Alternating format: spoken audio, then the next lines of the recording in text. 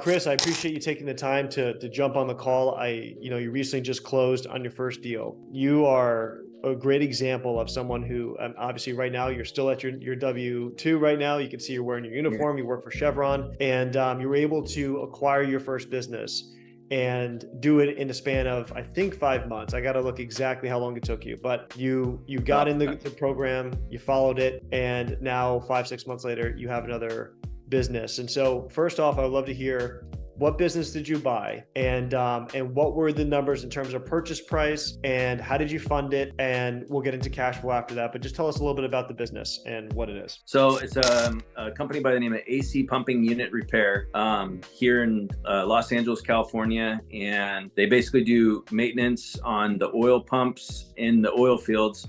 What caught my eye is, obviously I'm in the oil industry now, so it said something about a profitable oil business, for sale. So I checked it out, and it was originally my number two. That's why it took 5 months. I spent a lot of time on a steel supply company, and they just kept going back and forth with me. So I decided that wasn't for me. I pulled out, and I dove after my number two, and it went really, really well. My broker turned out to be a lawyer, so he knew all the ins and outs, and he helped me out and helped the seller, and it was a really good process. Awesome. That's great to hear. So before you started working inside of Acquisition Ace and joining the program, what was your knowledge base? Like, did you know, I knew you were interested in business acquisitions, but were you pretty much a novice? And how did you start? And then how did you feel once you've actually got to closing on this? I was 100% a novice. It must have been in some kind of algorithm or something, but I was talking about business acquisitions. There was a company that was apparently for sale at my work, one of our main supply for structural steel, and I missed the opportunity to even put in a bid. I didn't even know that the company was for sale, so they closed their doors, and I said, I got to find out how to do this, because I looked up a few things, but I mentioned acquisition or something, and there's Ben. It's like, well, look at that. So I think I messaged you even like, hey man, I'm looking to do the same thing that you're doing, only I want to do it with steel supplies and fab shops, things like that. So we hit it off from there. But yeah, I didn't know anything about it. I was looking up definitions, and I don't know what any of this stuff is. So I learned a lot from your group. Awesome. And also, just for anyone who watches this, Kris is one of those guys who's very much a self-starter, right? And so when you're in the group as a member, obviously there's information there. We do calls, we help out with finding deals. And we'll talk into a minute how Kris found this deal. So it's one of those things where the information's out there, but unless you have the grit and the motivation and the determination to push forward, like Kris mentioned, this was not his first choice. He had another one that he was going after, but some obstacles presented themselves. Nothing was happening. And so he decided to make the executive decision to move on to the second option, and it worked out really well for him. So Kris, let's talk then about the price that you got the business at. How did you fund it? What was the structure like? And then what are you looking in terms of your cash flow on this business? So I purchased it for $2.6 million. I actually put 5% down, so around 137. Plus closing costs was about 18 to 20,000. And then the seller actually he matched that, so it was about the same. He put about 135,000, I think, of his own money. And then the deal is that I pay him back in 2 years. Full standby. Yep. Full standby. So he's 55. This is an ideal situation. He has no plans on leaving anytime soon. He's going to stay on for 10 years. There's another seller that is staying on as well. He's 65 years old. He just has extremely passionate about what he does at the company, and I have no intentions of letting him go. They work really well as a team. They do a lot of the marketing and sales with a lot of the clients. So they're going to stick around. There was about 550 or so in cash flow. So my payments were around the 350 mark. And then each seller took a salary cut, which freed up my salary and then some. So I had to supplement a little bit because I'm covering my wife's salary as well since we have to move. But yeah, Yeah. I mean, the numbers were good. It wasn't as good as my first choice, but like I said, I didn't want to be wasting any more time when I could be making a deal with Yeah. these guys. So Gotcha. yeah. That's great. So then I guess to reiterate to those who are watching, so what Kris, his strategy that he did was really good in the sense where he put 5% down of the total purchase price, and he got the seller to do a seller note for the other 5%. And he doesn't pay any payments on that for at least 2 years. That's called on full standby for 2 years. So the bank, when a seller note is on full standby for 2 years, meaning you're not starting to pay the seller for 2 years, the bank can count that as part of your down payment. So typically it's 90% bank, 10% buyer. But the way Kris was able to structure it, he only did 5, and the seller, because of his portion being on full standby, counted as the other 5 to equal the 10. So great strategy, and it definitely opens you up to putting less down so you can get a better return. So it looks like then on your cash flow, if I'm not mistaken, if you freed up some money, obviously from lowering the seller for their salaries, right? And you freed it up to your salary. So it looks like you're probably making a couple $100,000 in cash flow. You have your salary, plus you'll have distributions as well that are coming in. So what would you estimate that around, like 250 in total SDE, or is it more than that, or am I off on that? Yeah, it's around 250. Yeah. Yeah. Otherwise it wouldn't have been worth it for me. Correct. Exactly. So to everyone listening, that's, he put 130 in. Right now, the closing costs, everything else, let's say you put in 150, right? Total. Yeah. And so the goal is in the current market in business acquisition, you should never consider anything less than 100% return year one. There's so many deals out there that are much better than that. So that's kind of the floor. And where Kris was able to do, if we do the math, if he did 150 in, and he is now going to be doing 250 as his amount of total compensation that's coming to him in the first year, then we're talking about 166% return, right? So he is way over the 100% threshold. He got very close to getting to the 200% threshold. And so great deal, great cash flow, and you'll be recouping that 150 in the first year, right? So that money will come back to you, and then you'll be able to go and rinse and repeat. So now talking more about your deal, you said the 2 owners are staying on. What else outside of that really excited you about this business, the AC heating? What was it called? AC pumping. Yeah. AC pumping. That's right. So tell us what AC pumping does and why you were excited as like an industry to get into. So I mean, like I said, I'm in the oil field already. Yeah. So it excited me because I think I could bring a lot of value to that company. I've been in the oil industry basically my whole career for almost 20 years now. So I found out that this company also does not work for Chevron down in Bakersfield, which has a huge oil field down there. And then I also have my C60, which is a welding contractor's license, and a C51, which is an ironworkers contractor's license that I'd like to apply to this business as well, and add welding to their I guess list of services that they know they don't offer. But what they do offer is in repair. They're the only ones that do what they do, and they have no competition. So I had to apply for a seller's license because they also sell parts to other repair facilities around the country even. And it's a great industry to be in. It's not going to go anywhere in my lifetime, so I jumped on the opportunity for sure. Awesome. That's so cool. And one of the things that you just brought up, Kris, which is important, and I tell everyone in the group about this, is finding a business that has a moat, right? A barrier to entry. And what you just explained with this business is they don't have competitors. They have a very specific niche that they focus on. And you found a business where it's not super competitive. They don't have very few competitors. They're the largest at what they do. So they have that momentum of this. And so very much a huge win when it comes to choosing the right industry. So now you mentioned you're in Northern California. You have a W-2 up there working with Chevron. You have the Southern California. You have the got my daughter who's joining the conversation right now. See, there we go. My wife just threw it right in my hands. Nice. So in that, are you planning on moving down to LA, or are you? So I think you mentioned that, and so tell us a little bit about the plans going forward. after this Yeah, acquisition? so I mean, at first I thought I was gonna quit my job here at Chevron, move down there, be away from my family. But I've got the two sellers on.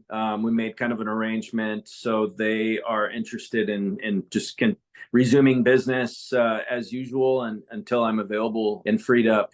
So I'm probably going to end up moving down there. I don't know, later next year, probably February, March, something like that. But for now, I mean, I made the purchase. That the sellers are going to do the work. I'll go down there as often as I can, maybe every 2-3 weeks, something like that, and then kind of just make sure the books are paid and payrolls up to date, and kind of just be the semi-absentee owner that's Awesome. kind of what I wanted to be anyway, right? So. Yep, exactly. I'll add value where I think it's needed, but I mean, it's been 30 something years in the making now. So the company's doing just fine without me. So Yeah, I'll jump in there though to add my opinion, but if it ain't broke, don't fix it. Right. So correct. And you were saying before, you're focusing on the higher level services that you yeah, can put onto it, right? So you're talking about, you have obviously Chevron relationships, and there's Chevron down in Southern California, and that's not a customer of theirs yet.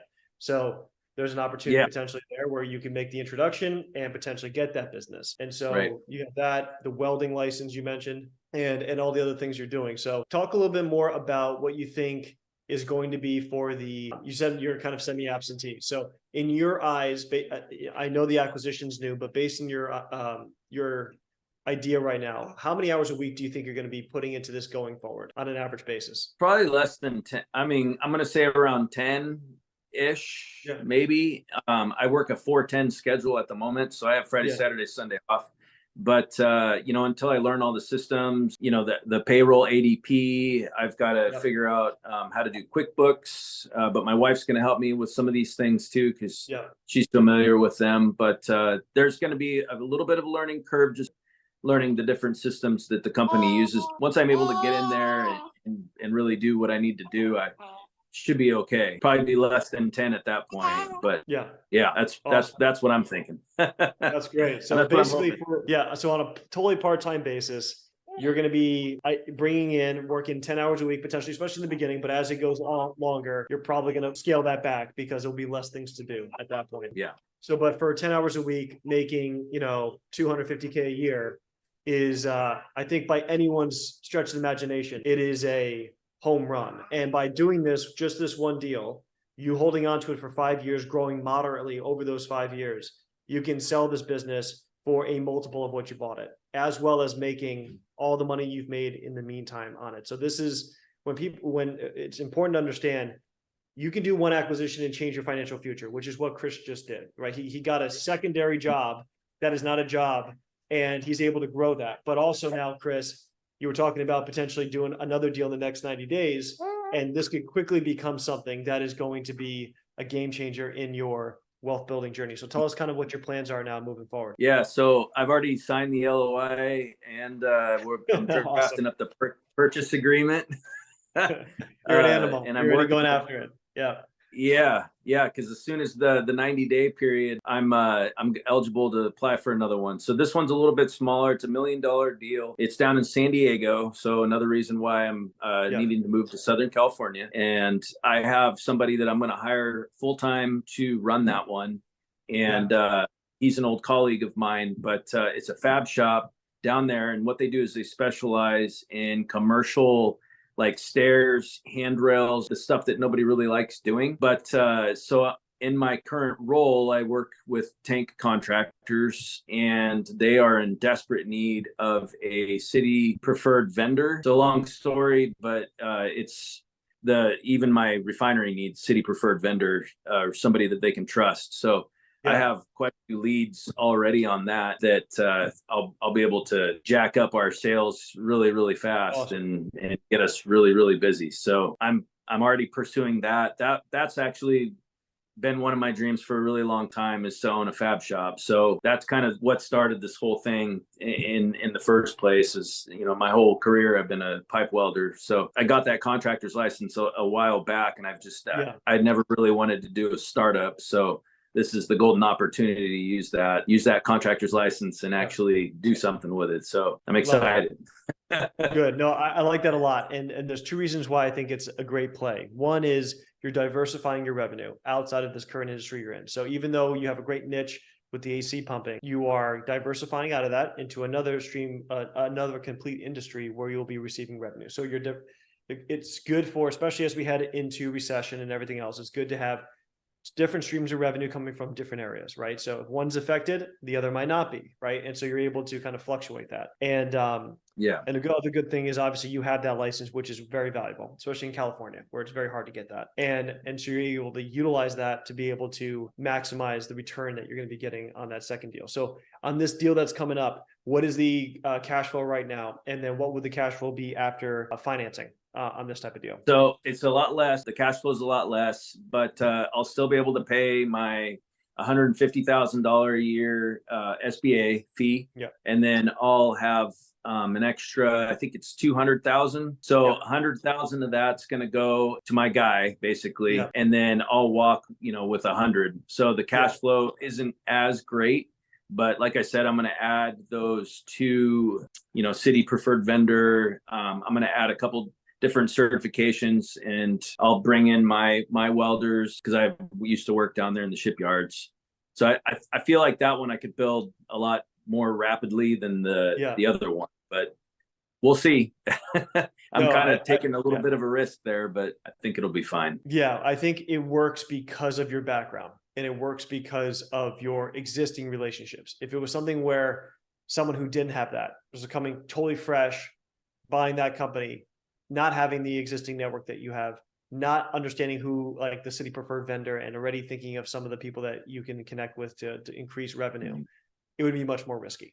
And so you're taking your background and utilizing your current network, which is what I tell people to do. Buy something ideally that you can then turn on the spigot because of existing relationships or existing people that that you get business with, and you're able to take that $1 million business and turn it into a $3 million business in a couple of years, right? So even though like you talked about $1 million on this business, that means 100 grand, whether it's at max, either from you or from you and the seller doing the 5% that you did like on the previous deal, you'll be able to make 100% back year one, regardless. So you're definitely still hitting that threshold. So even though it's less, it's a smaller deal, but you're correct in saying that because of your background, it works, where I wouldn't recommend that to somebody who didn't have a background in what you do. So that's a big distinction there. Great. So Kris, why don't you then just talk a little bit about what was the big value that you got from being part of Acquisition Ace, and how did that help you? And then we'll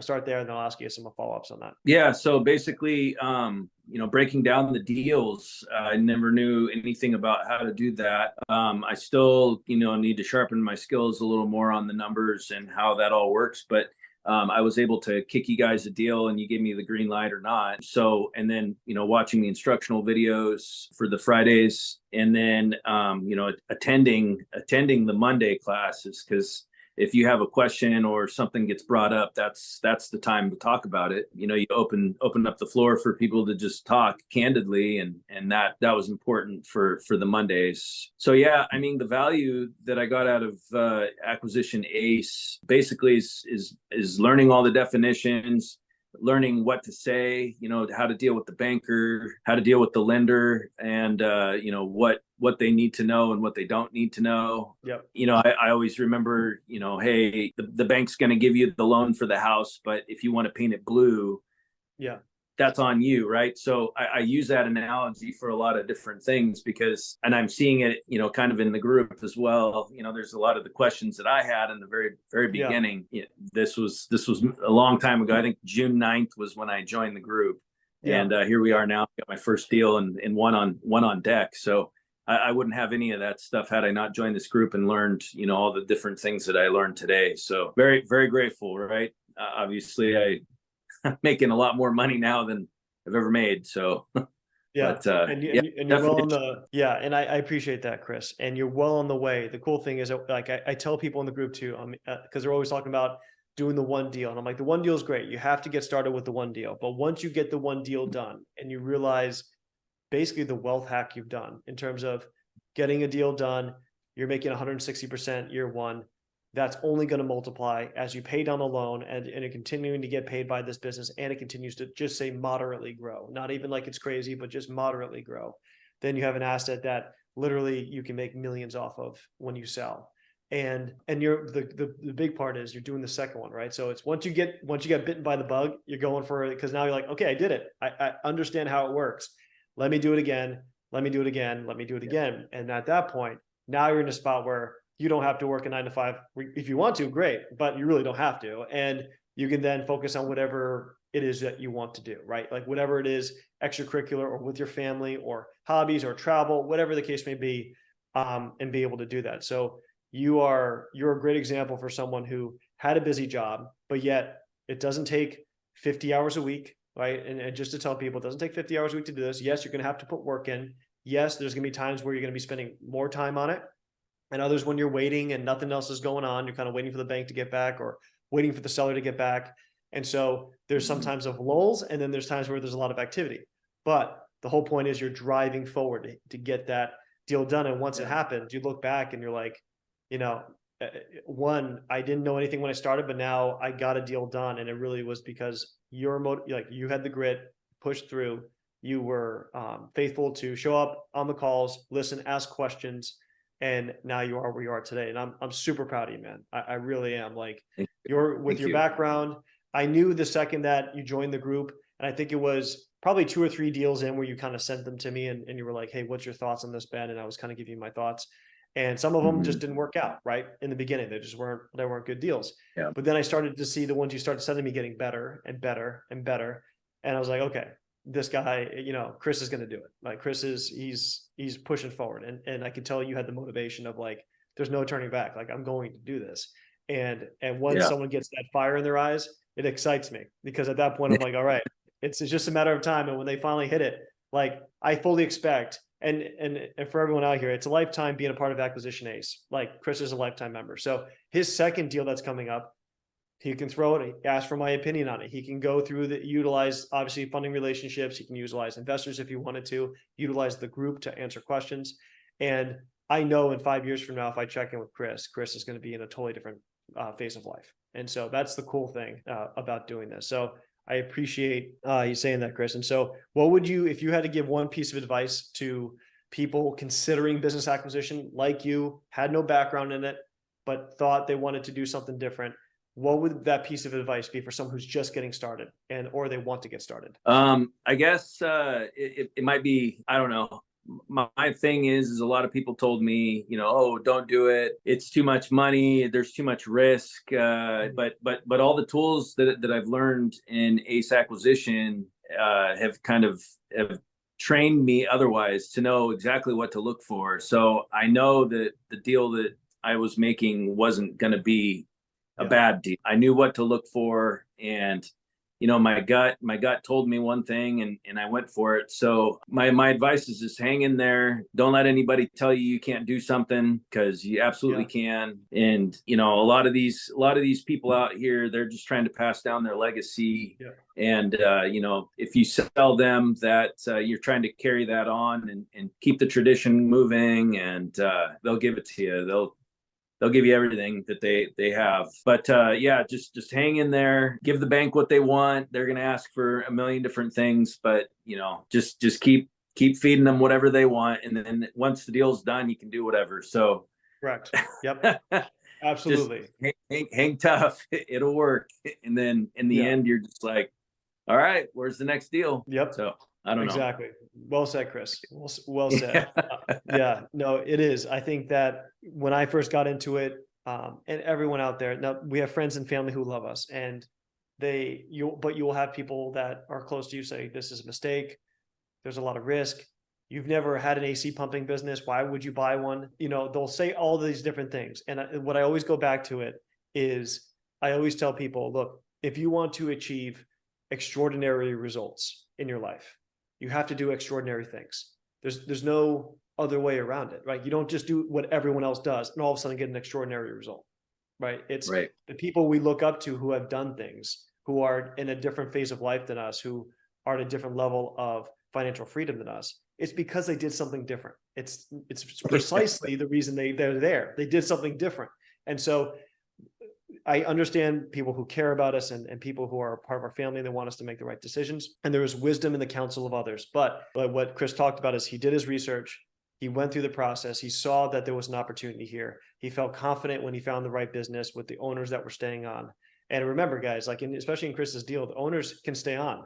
They could run the business. They're the ones who built it to what it is today, and they're staying on, continuing to do what they're doing. So in terms of the risk that somehow tomorrow this thing blows up for no apparent reason is just not going to happen, right? And so Kris has done a great job in that. And now Kris probably in the next week or two will get his first paycheck, or maybe next week. I don't know when payroll runs, but he'll get his first paycheck, and it's going to feel really good when it happens. And so Kris, like I said, I'm super proud of you. I appreciate just you telling your story and really set an example for everyone in the group on how a deal can get done and how you're working on your next one. So I'm super excited to hear more about that too. So anything else you want to say before we end here? No, I just appreciate it. I'm excited. You know, long time coming on this one. So yeah, tough it out, hang in there. You'll be rewarded. And then everything you've taught me up to this day, I mean, it's helped. It's given me the tools that I've needed to make this acquisition, get it this far, and now it's all downhill from here. So I appreciate everything. Awesome. Thank you,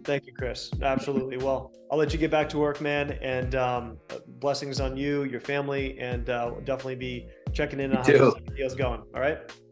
Right on. Thanks. I'll talk to you soon. Talk to you later. Yep. You too. All right. Bye-bye.